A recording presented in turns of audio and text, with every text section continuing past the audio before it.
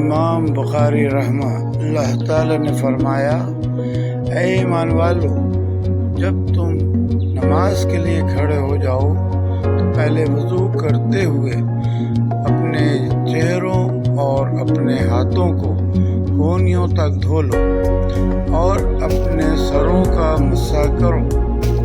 نبی صلی اللہ علیہ وسلم نے فرمایا کہ وضو میں اعضاء کا دھونا ایک مرتبہ فرض ہے، اور آپ صلی اللہ علیہ وسلم نے اعضاء دو مرتبہ دھو کر بھی وضو کیا ہے، اور تین بار بھی، لیکن 3 مرتبہ سے زیادہ نہیں کیا۔